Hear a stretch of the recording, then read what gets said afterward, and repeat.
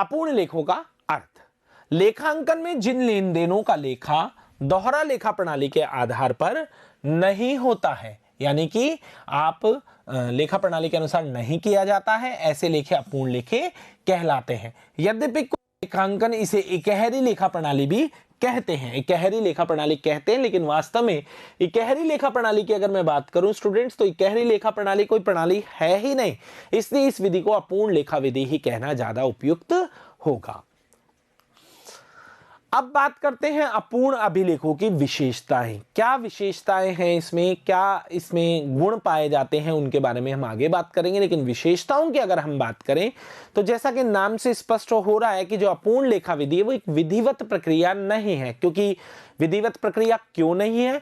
क्योंकि आपने देखा होगा दोहरा लेखा प्रणाली सिद्धांतों में जो अकाउंटिंग का जो प्रोसेस है या जो लेखांकन की प्रक्रिया है वो पूरे एक प्रोसेस से गुजरती है, ठीक है। लेकिन अपूर्ण लेखा विधि में यह प्रक्रिया नहीं अपनाई जाती है, केवल व्यक्तिगत खाते रखे जाते हैं। आप सभी जानते हैं कि खाते 3 प्रकार के होते हैं, व्यक्तिगत खाते, नाममात्र खाते और वस्तुगत खाते। तो डबल एंट्री सिस्टम या दोहरा लेखा प्रणाली में हम सभी खातों में लेखा करते हैं, लेकिन यहां पर मुख्य तौर पर केवल व्यक्तिगत खातों का हिसाब किताब रखा जाता है, स्पेशली देनदार और लेनदार, उनसे संबंधित हिसाब किताब रखा जाता है। बाकी खातों में विशेष तौर पर लेखा नहीं किया जाता है। तो वास्तव में ये भी इस प्रणाली की एक विशेषता आप कह सकते हैं कि इसमें केवल व्यक्तिगत खाते रखे जाते हैं, नाममात्र खाते और वस्तुगत खातों की कोई सूचना नहीं रखी जाती है।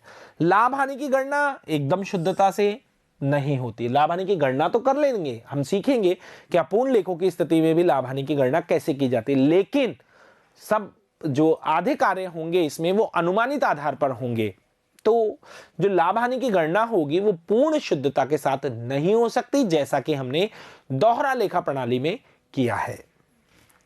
ऐसी विधि से रखे गए लेखे कम विश्वसनीय होंगे व कम तुलनीय होंगे। बिल्कुल, ऐसी विधि से जो लेखे रखे हैं या हमने आधे अधूरे लेखे तैयार किए वो कम विश्वसनीय होंगे, उन पर जनता, ग्राहक या व्यापार के जो भी पक्षकार हैं जो सूचना जानना चाहते हैं, यदि अपूर्ण लेखा विधि के लेखे आप उनके सामने प्रस्तुत करेंगे तो वो उन पर कम विश्वास करेंगे। अपूर्ण लेखे रखने के कारण, क्या कारण है कि कोई व्यापारी अपूर्ण लेखे रखेगा? पूर्ण ही रख ले, अपूर्ण लेखे रखने के क्या कारण है? लेखांकन सिद्धांतों के अभाव में, यानी किसी को अगर लेखांकन सिद्धांतों की जानकारी नहीं है और वो अपने व्यापार के लेखे लेखा विधि अपना सकता है, क्योंकि इसमें विशेष ज्ञान की आवश्यकता नहीं होती है। यह प्रणाली दोहरा लेखा प्रणाली की तुलना में मितव्ययी है। मितव्ययी, मितव्ययी मतलब कम खर्चीली है। दोहरा लेखा प्रणाली में आपको बकायदा पूरे रजिस्टर, स्टेशनरी का काफी खर्चा करना पड़ता है और यहां तक कि आपको अकाउंटेंट भी रखना पड़ सकता है यदि आपको लेखांकन की जानकारी नहीं है। लेकिन यहां पर ये दोहरा लेखा प्रणाली की तुलना में मितव्ययी है, इसमें कम खर्चा होता है, इस कारण भी लोग इसे अपनाते हैं। प्रलेखों के रख रखाव के लिए कम समय लगता है, प्रलेख ही बहुत कम रखे जाते हैं तो समय तो कम लगना ही लगना है। दोहरा लेखा प्रणाली में तो आपको स्टॉक रजिस्टर रखना होगा, लेजर बुक्स रखनी होगी, जर्नल बुक्स रखनी होगी। यह विधि रख रखाव में दोहरा लेखा विधि की तुलना में सरल है। तो ये वो कारण हुए जिसके कारण व्यापारियों द्वारा अपूर्ण लेखे रखे जाते हैं। अपूर्ण लेखा विधि के दोष, अब इसमें कमियां तो हैं ही, तो दोष तो इस विधि में पाए ही जाएंगे।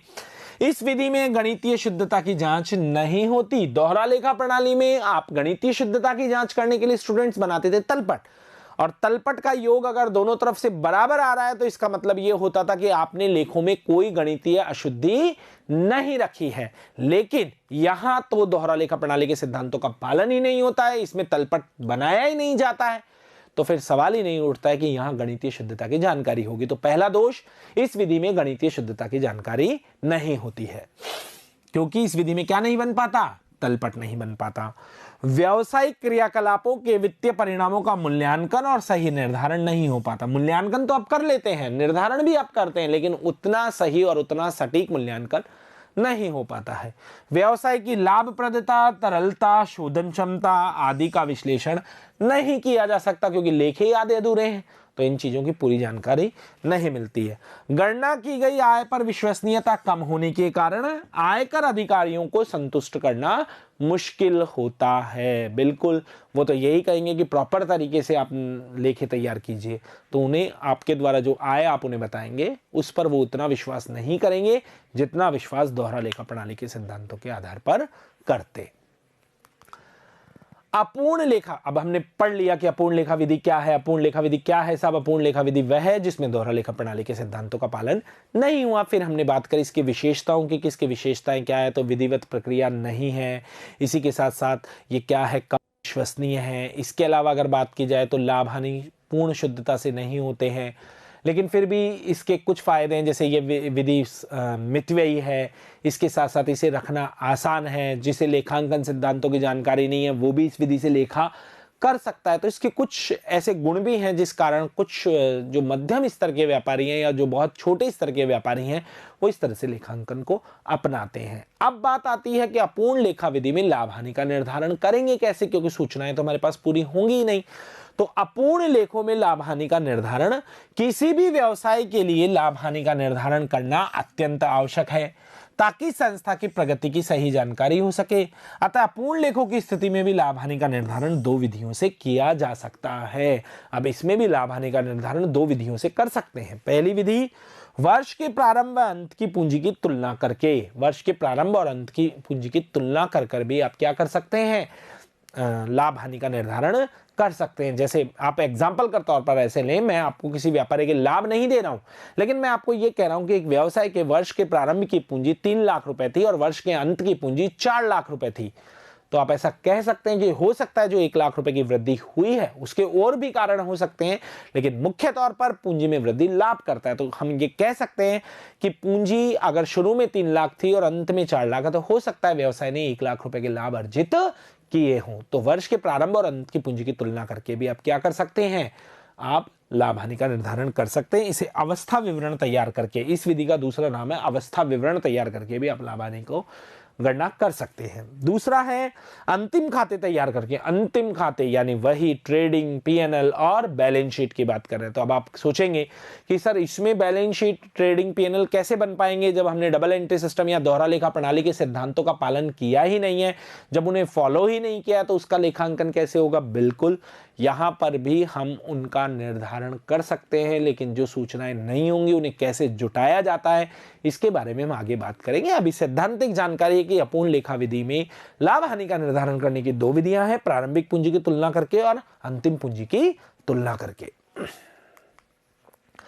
वर्ष के प्रारंभ व अंत की पूंजी की तुलना करके अवस्था विवरण तैयार करके। अब देखिएगा, सामान्यतः वर्ष के दौरान कमाया गया लाभ पूंजी में जोड़ा जाता है। जैसा कि आपने वित्तीय विवरण फर्स्ट और वित्तीय विवरण सेकंड में सीखा है कि जब हम चिट्ठा बनाते हैं तो कैपिटल में जो लाभ हानि खाते के द्वारा जो नेट प्रॉफिट शो होता है उसे कैपिटल में ले जाकर जोड़ते हैं। तो ये भी कह रहा है सामान्यतः वर्ष के दौरान कमाया गया लाभ पूंजी में जोड़ा जाता है। तब प्रारंभ अंत की पूंजी की तुलना करके भी वर्ष का लाभ या हानि की गणना कर सकते हैं। जैसे कि मैंने आपको उदाहरण दिया कि वर्ष के प्रारंभ की पूंजी 3 लाख और वर्ष के अंत की पूंजी 4 लाख, तो संभावना है, हो सकता है कि व्यवसाय ने 1 लाख रुपए का लाभ कमाया तभी पूंजी में वृद्धि हुई है। हालांकि पूंजी में वृद्धि का कारण केवल लाभ ही नहीं है, और भी कारण हो सकते हैं, जैसे व्यापारी ने अतिरिक्त पूंजी लगाई या पूंजी पर ब्याज दिया गया, और भी बहुत सारे कारण हैं। तो कुल मिलाकर लेकिन इसकी संभावना है कि अगर पूंजी में वृद्धि हुई है तो संस्था ने इतना लाभ कमाया है। इस हेतु एक विवरण बनाया जाता है जो कि निम्न प्रकार है। अब हम आ रहे हैं प्रैक्टिकल पार्ट पर कि पहली विधि को किस तरह से अप्लाई करेंगे। तो लाभ हानि की गणना करने के लिए एक विवरण, एक स्टेटमेंट बनाया जाता है, वो आपके सामने है students. Statement of profit and loss for the year ended. बिल्कुल, इसमें किस तरीके से निकाला जाएगा, हम विधि की बात कर रहे हैं प्रारंभिक व अंतिम पूंजी की तुलना करके। सबसे टॉप पर आपको नजर आ रही होगी capital as at the end of the year, computed from the statement of affair as at end of of. The बार आपको अंत की पूंजी दी जाएगी और कई बार नहीं दी जाएगी, तो उसे कैसे निकालेंगे, उसे स्टेटमेंट ऑफ अफेयर या अवस्था विवरण या स्थिति विवरण बनाकर निकालेंगे। उसके बारे में बाद में बात करेंगे, अभी हम बात कर रहे हैं। ऐसा मान लीजिए आपको क्लोजिंग कैपिटल दी गई है, तो statement of profit and loss में सबसे पहले सबसे टॉप पर वर्ष के अंत की पूंजी को रखा जाएगा, क्लोजिंग कैपिटल को रखा जाएगा। उसमें जोड़े जाएंगे ड्रॉइंग ड्यूरिंग द ईयर, जो भी व्यापारी ने वर्ष के दौरान आहरण किए उसे आप जोड़ दीजिए, और यदि व्यापारी ने कोई एडिशनल कैपिटल लगाई है तो उसे घटा दीजिए। तो एक बार फिर से सुने, क्लोजिंग कैपिटल में आपको ऐड करना है वर्ष भर के आहरणों को और एडिशनल कैपिटल को घटाना है। ऐसा करने के बाद जो पूंजी निकल कर आती है उसे कहते हैं समायोजित पूंजी, एडजस्टेड कैपिटल, और उसमें से ओपनिंग कैपिटल को घटा दीजिए। ओपनिंग कैपिटल को घटाने के बाद जो प्रॉफिट निकल कर आता है वो profit and loss of the current year निकल कर आएगा। एक बार फिर से सुने, सबसे टॉप पर लिखी जाएगी क्लोजिंग कैपिटल, क्लोजिंग कैपिटल में जोड़ा जाएगा ड्रॉइंग और घटाया जाएगा एडिशनल कैपिटल को। तो जो निकल कर आएगा वो क्या कहलाएगा स्टूडेंट्स? वो कहलाएगा एडजस्टेड कैपिटल। और फिर उसमें से क्या लेस होगा? Opening capital. तो जो डिफरेंस बचेगा वो बचेगा प्रॉफिट या फिर लॉस। अगर पॉजिटिव बैलेंस बचता है, अगर धनात्मक शेष बचता है तो उसे आप कहेंगे शुद्ध लाभ, और अगर माइनस में शेष आ रहा है तो उसे कहेंगे आप शुद्ध हानि। यदि शेष सकारात्मक है, पॉजिटिव है, तो वर्ष के दौरान अर्जित लाभ प्रदर्शित करेगा, लेकिन नकारात्मक शेष होने पर फर्म द्वारा अर्जित हानि को बताएगा। इसे लेखांकन समीकरण के रूप में निम्न प्रकार बता सकते हैं। अब जो स्टेटमेंट हमने बनाया है उसे हम इस समीकरण के रूप में भी लिख सकते हैं, सूत्र के रूप में भी लिख सकते हैं। वर्ष के अंत की पूंजी प्लस आहरण माइनस अतिरिक्त पूंजी और फिर वर्ष के प्रारंभ की पूंजी। तो स्टूडेंट्स प्लीज इसे ध्यान रखिएगा, इस सूत्र बहुत ज्यादा इंपॉर्टेंट है। छोटे प्रश्नों में इस सूत्र से ही क्वेश्चन सॉल्व हो जाएगा। अब इस स्टेटमेंट को समझाने के लिए आपके लिए एक सवाल लेते हैं। उदाहरण के लिए निम्न सूचनाएं जो शीतु के प्रलेखों से ली गई है। वर्ष के आरंभ की पूंजी दे रखी है 1,20,000, वर्ष के अंत की पूंजी दे रखी है 2 लाख, वर्ष के दौरान लाई गई पूंजी यानी एडिशनल कैपिटल दे रखी है 50,000, और वर्ष के दौरान एक स्वामी द्वारा पूंजी का आहरण किया गया 30,000। और आपको निकालना है क्या?